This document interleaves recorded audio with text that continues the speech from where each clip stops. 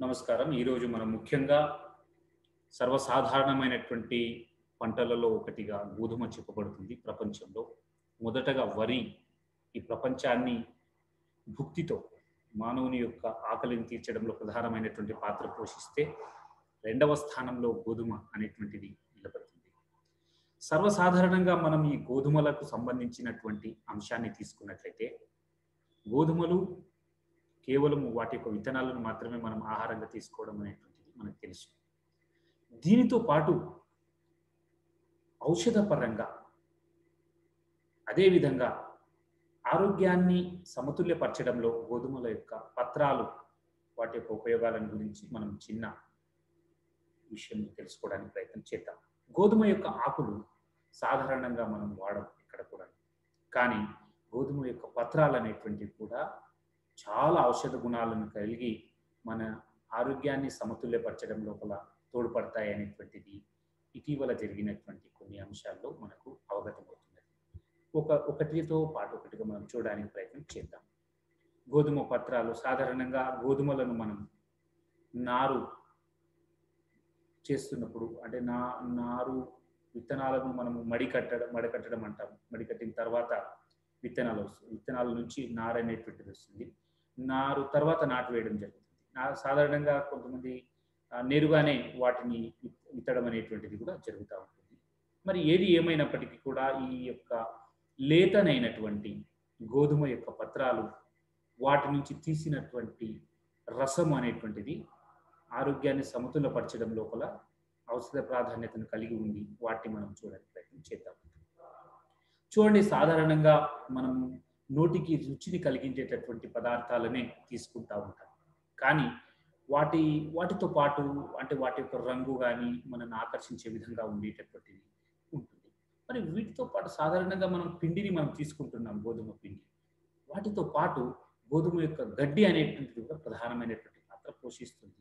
ఇందులో అధికమైనటువంటి పీచు పదార్థాలు ఉండడం వలన ఇది మలబద్ధకాన్ని నివారించడం లోపల, ప్రధానంగా బౌల్స్ సిండ్రోమ్ను నివారించడం లోపల కూడా ఈ పత్రాల యొక్క రసం అనేటువంటిది ప్రాధాన్యతను సంతరించుకుంది. దీనితో పాటు పైల్స్, సర్వసాధారణంగా జనాలు పైల్స్తో బాధపడుతూ ఉంటారు. ఈ పైల్స్ కూడా తగ్గించడంలో ప్రధానమైనటువంటి పాత్ర పోషిస్తుంది. జీర్ణశక్తిని పెంచడంలో దీని యొక్క ప్రాధాన్యత ఎక్కువ ఉందని చెప్పుకోవచ్చు.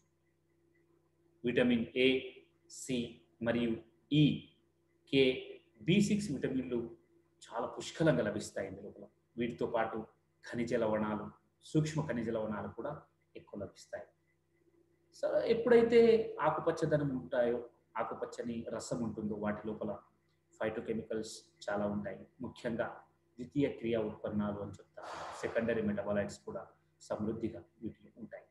ఇవన్నీ కూడా ఉండడం వల్ల మన శరీరంలో సాధారణంగా ఫ్రీ రాడికల్స్ అంటాం, దీన్ని యాంటీ ఆక్సిడెంట్స్ అని కూడా అంటారు. ఫ్రీ రాడికల్స్ను సంఖ్యను తగ్గించే విధంగా కూడా వీటి యొక్క ప్రక్రియ ఉంటుంది.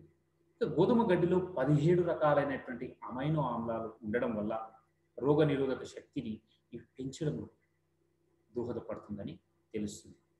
ఇక శక్తి ప్రకారంకి వచ్చినట్లయితే, క్యాలరీలు తక్కువ, ప్రోటీన్లు ఎక్కువగా ఉండే వీట్ గ్రాస్, మనము దీని నుంచి తీసినటువంటి గడ్డిని ఆహారంలో భాగంగా చేసుకుంటే శరీరంలో చెడు కొలెస్ట్రాల్ అనేటువంటిది కూడా, వాటి యొక్క డిపాజిషన్స్ అంటే చెడు కొలెస్ట్రాల్ అనేటువంటిది శరీరంలో వచ్చి ఆగడం అనేటువంటిది తగ్గిపోతుందని మనకు తెలుస్తుంది. దీనితో పాటు వరుసగా 4 రోజుల పాటు ఈ జ్యూస్ సుమారుగా ఒక చిన్న కప్ మనం టీ కప్పు తీసుకోవడం వల్ల మధుమేహం కూడా నియంత్రణలో ఉంటుంది అనేటువంటి ఒక వినికిడి. దీనితో పాటు బరువును తగ్గించడంలో కూడా వీటి యొక్క ప్రధాన పాత్ర పోషిస్తుంది. అంటే ఇవన్నీ చూసినప్పటికీ మనం ముఖ్యంగా గమనించవలసింది ఏంటంటే, ఈ పత్రాలలో ఎక్కువగా క్లోరోఫిల్ కంటెంట్, వీటితో పాటు కొన్ని ద్వితీయ క్రియా ఉత్పన్నాలు, తర్వాత కొన్ని విటమిన్లు, తర్వాత యాంటీ ఆక్సిడెంట్ యాక్టివిటీస్ ఉండడం వల్ల, ఎక్కువ రకాలైనటువంటి అమైనో ఆమ్లాలు ఉండడం వల్ల ఇది ఒకే విధమైనటువంటి ప్రక్రియను చూపించడమే కాకుండా పలు రకాలైనటువంటి ప్రక్రియలను శరీరంలో చూపించి శరీరం యొక్క ఆరోగ్యాన్ని సమతుల్యపరచడంలో దోహదపడుతుంది. ఇక తర్వాత దీని యొక్క జ్యూస్ను మనం ఎక్కువ తాగడం వల్ల సాధారణంగా చూడండి క్లోరోఫిల్, దీని లోపల ఉండేటటువంటి క్లోరోఫిల్కి ఒక ప్రత్యేకమైనటువంటి ప్రక్రియ ఉంది. ఎర్ర రక్త కణాల సంఖ్యను పెంచడం లోపల ప్రధానమైనటువంటి పాత్ర పోషిస్తుంది. కాబట్టి ఇది రక్తహీనతను కూడా తగ్గిస్తుంది అని మనం తెలుసుకోవచ్చు. ముఖ్యంగా మోనోపాస్ సమస్యతో బాధపడేటటువంటి వాళ్ళకి ఇది మంచి ఫలితాన్ని ఇస్తుంది.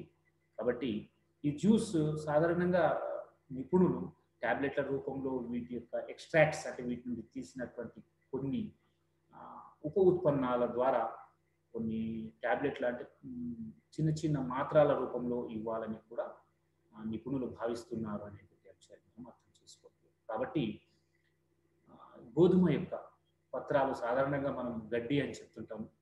మరి గోధుమ గడ్డి నుంచి, అంటే అది కూడా గడ్డి ఎండినటువంటి గడ్డి కాదు, ఆకుపచ్చగా ఉండేటటువంటి లేత గడ్డిలో ఉండేటటువంటి పోషకాలను మనం తెలుసుకున్నాం. ఇంకా ముందు మనము ఇంకా విలువైనటువంటి సైన్స్కి సంబంధించినటువంటి ఆరోగ్యానికి సంబంధించినటువంటి సమస్యలతో మేము ముందుకు వస్తాం. అంతవరకు సెలవు. మరి మీ డాక్టర్ కిషోర్ కుమార్ సింగ్.